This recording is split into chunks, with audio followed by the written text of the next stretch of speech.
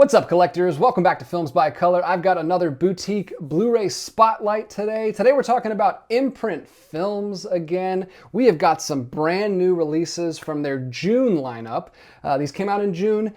Takes a while to get these over here to the States, all the way from Australia, but I've got them now, and I wanted to go ahead and show you what's available because these are some really solid, definitive, stellar releases from Imprint films.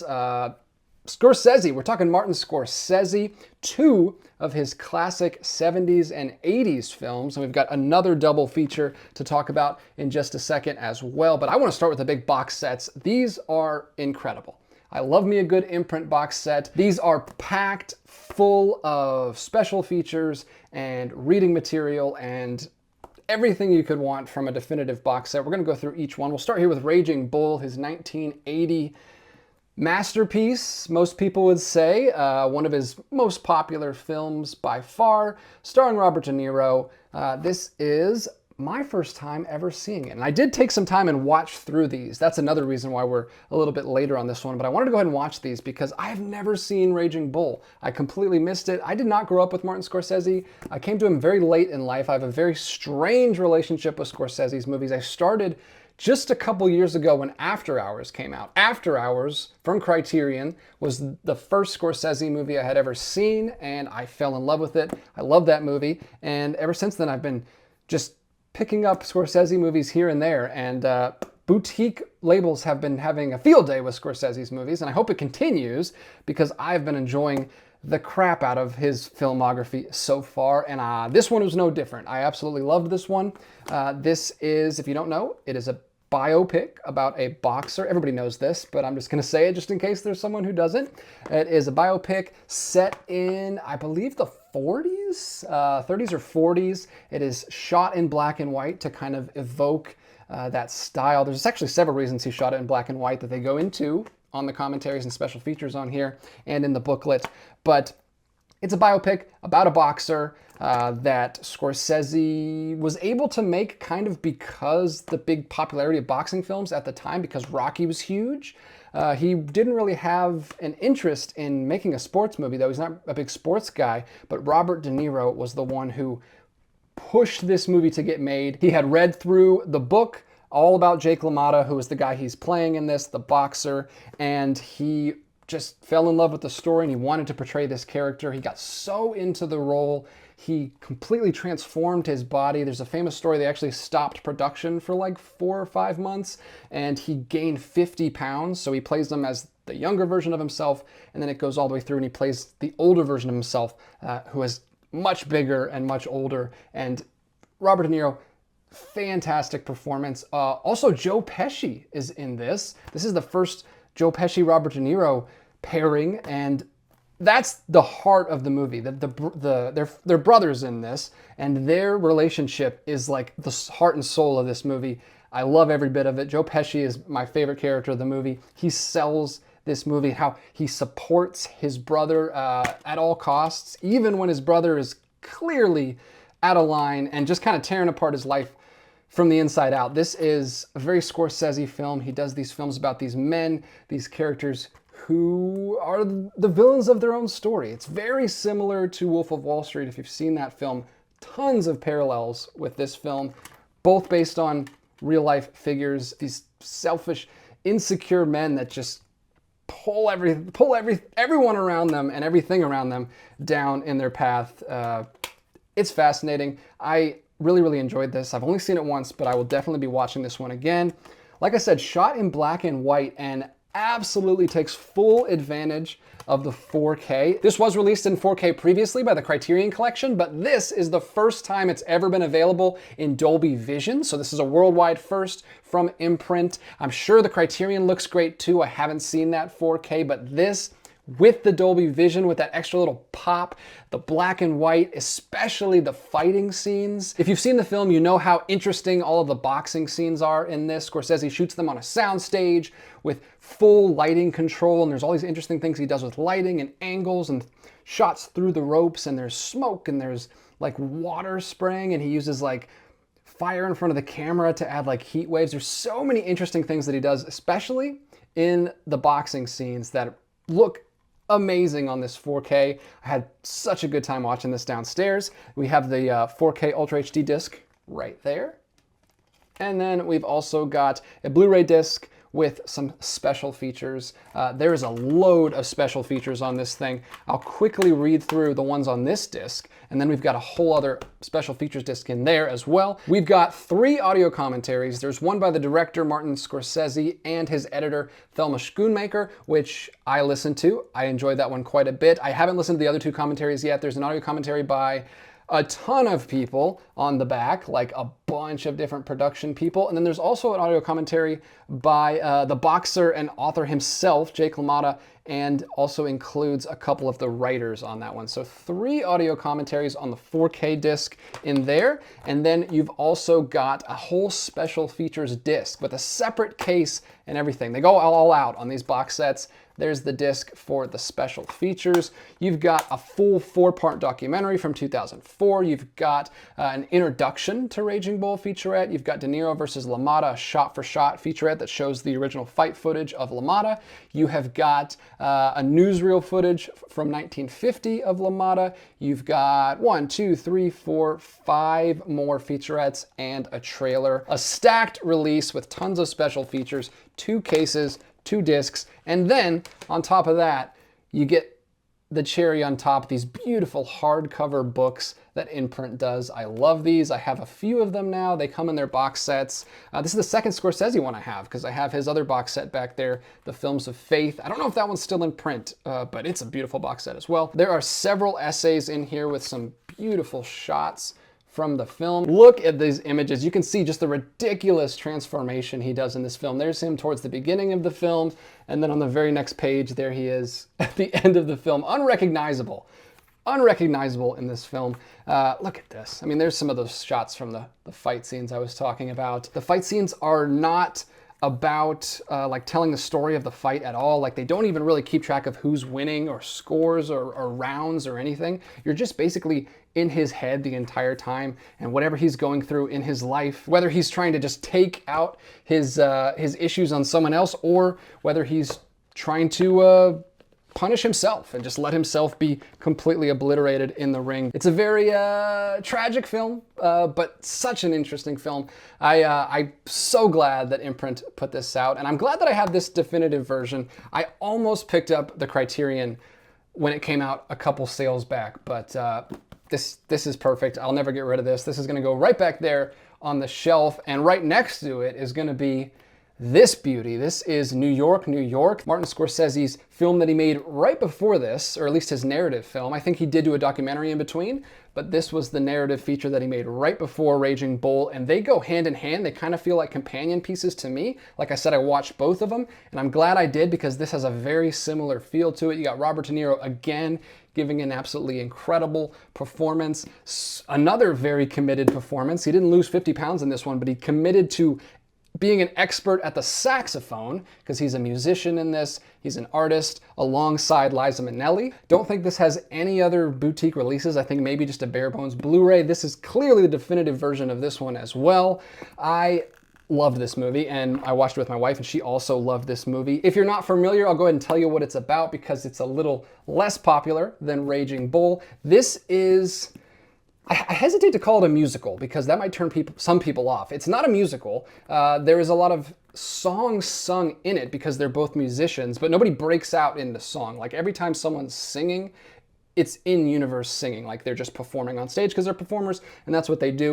Liza Minnelli is a singer, and Robert De Niro is a saxophone player, and they start a relationship together. They get married, and they become partners, and they start performing all over the place. And then, similar to Raging Bull, we've kind of just followed the descent of their relationship. Robert De Niro plays this very erratic, chaotic, emotionally manipulative, abusive character, and it's just a very tense, hard relationship to watch, but fascinating relationship to watch. I did not feel the runtime at all. This is a famously long film. It is 2 hours and 43 minutes, so it's almost 3 hours, but I didn't feel the length.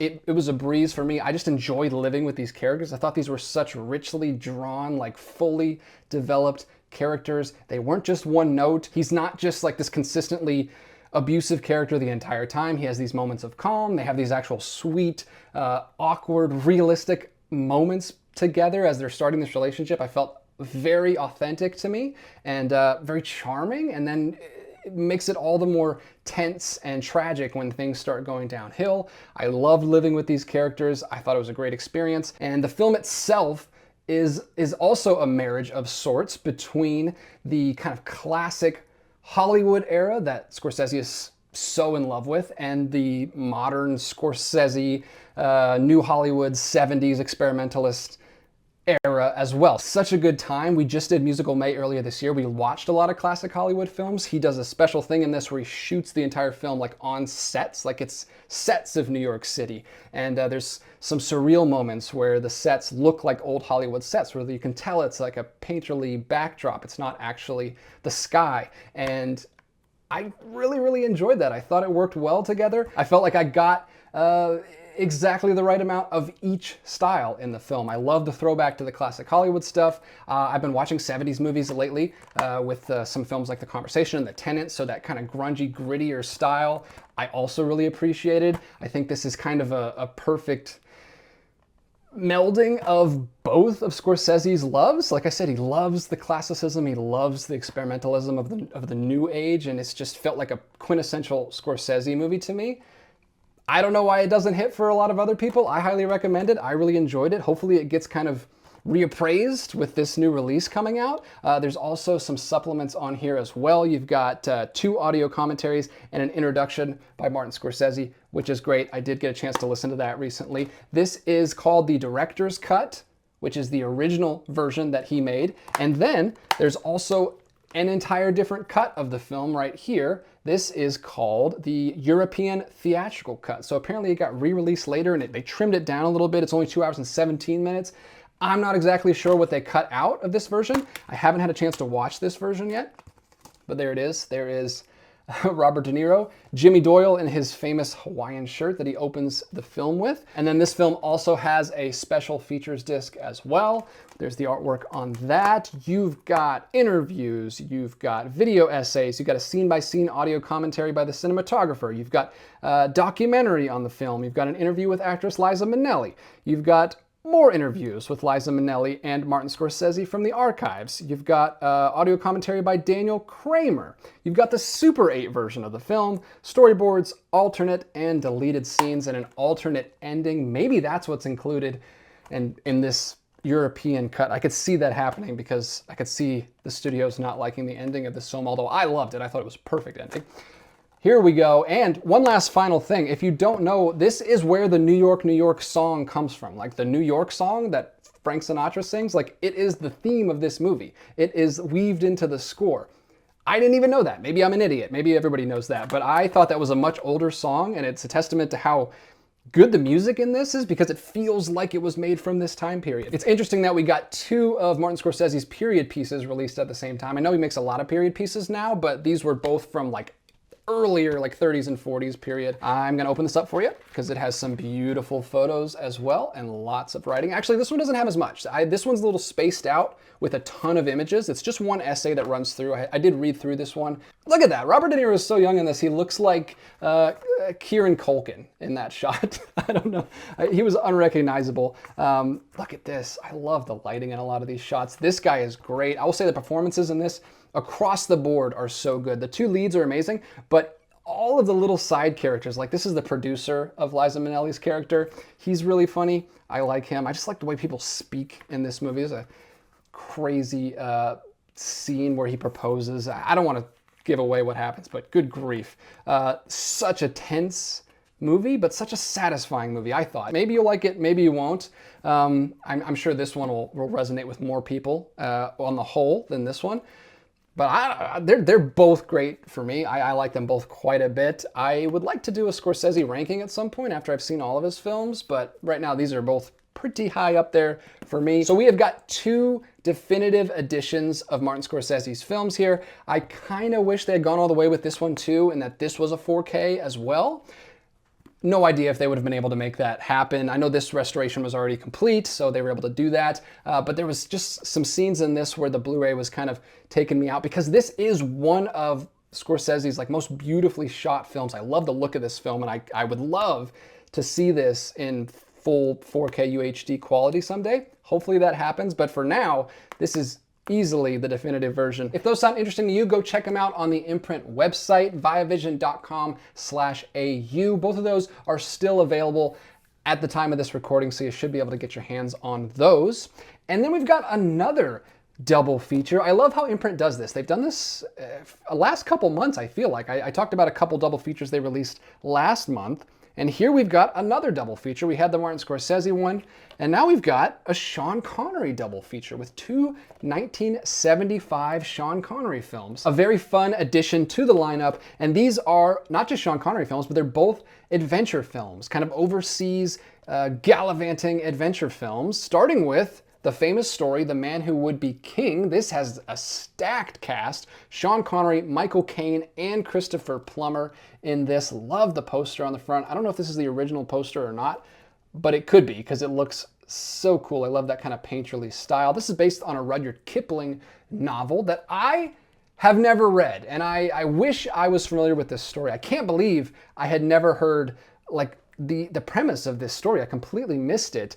This was a really fun watch because I did go ahead and watch it, and I had a friend over, best friend of mine, who I have known since 6th grade. Didn't know him our whole life, but we knew each other in 6th and 7th grade, and then he moved away, and I didn't see him until just a few years ago in 2020. We reconnected. We had tons of memories together watching animated movies as a kid. We both had photographic memories. We would always quote movies. He actually went on to become an actor, so it kind of makes sense. But we would just quote movies all the time as kids. And one of the movies that we always quoted was The Road to El Dorado, which is a DreamWorks 2D animated film from, was it 1999 or 2000? Like right around the Prince of Egypt era when they were making like really, really good 2D films before Shrek came out. Now all they make is like CG sequels. Road to El Dorado was one of our favorite movies growing up, and it's just this. It's just this story. How did I not know that Road to El Dorado was just The Man Who Would Be King? To a T, it's the exact same story. One of the cool things about growing up and educating yourself is seeing how all of these filmmakers who went on to make animated films for kids were just pulling from, I mean, everybody knows that Lion King is Hamlet, and Ice Age is just Tokyo Godfathers with prehistoric animals. Like, that's basically what they do with kids' movies, is they take a couple things and smash them together. A Bug's Life is just Seven Samurai mixed with the Grasshopper and the Ants from Hans Christian Andersen. Like, they just smashed two things together. So Road to El Dorado is literally just The Man Who Would Be King with the City of Gold smashed in. So this is a really fun story. You got two best friends, and they come up with this, they're kind of con men, basically, and they come up with this scheme to go to this third world country out in the middle of nowhere that no white man has ever been to, and because they show up with guns and they're kind of con men, they just expect to just take over and become king, and it kind of works, and for a little while, and I won't say exactly what happens if you haven't seen Road to El Dorado. It's different, because it's more adult, but you're basically just with these two guys. It's all about their relationship. It's very similar to Raging Bull, where you just got these are best friends, not brothers, but they seem like brothers because they're so good together. This is Sean Connery and Michael Caine, like top of their game in the 70s. Two crazy accents going back and forth. Like, Michael Caine is unintelligible in some of these scenes. He's like, his Michael Caine-ness is cranked up to 11. It's so much fun. I really, really enjoyed going through this and having the realization, like, as I was watching this with him, that this is the story that we knew growing up. It was such a fun experience, and I'm not going to forget that one anytime soon. I gave this 4 stars on Letterboxd. I think I gave both of these 4.5 stars on Letterboxd because I really loved them, but this was such a solid adventure movie that I gave it 4 stars too. I loved this. This was really, really fun. There's Michael Caine right there on the back. We've also got some special features on here, just a few. Call It Magic, The Making of the Man Who Would Be King featurette.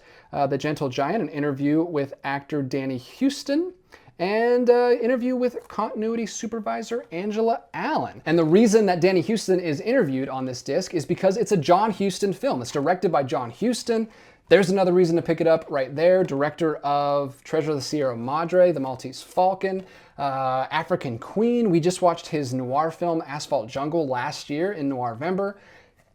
Great director. Love a lot of the stuff he's made. I'd love to see more of his stuff, but I had no idea he directed this until I caught this release. So glad that Imprint put this out. No booklet or anything on this one, just a Blu-ray release with a nice slipcase here. I kind of wish that Imprint had put these in sort of a box set for these Sean Connery adventure films, because we've got another one right here, The Wind and the Lion, also starring Sean Connery right there in the turban. It stars Sean Connery and Candice Bergen, and Brian Keith as President Theodore Roosevelt, and John Huston as Secretary of State John Hay, because this one is based on a true story, takes place in Morocco in 1904. A corrupt sultan has granted German troops control over the land, and the last of the Barbary pirates leads the fight against the occupation, and in a plot to force the American president to remove the sultan from his throne, he kidnaps an American widow and her 2 children. And here is the release. That is the slipcase. There's the film underneath. Sean Connery right there on the front with a very twisty mustache. There's the disc art on the inside and some images right there behind the disc. Nice, simple, clean release, just like the other one.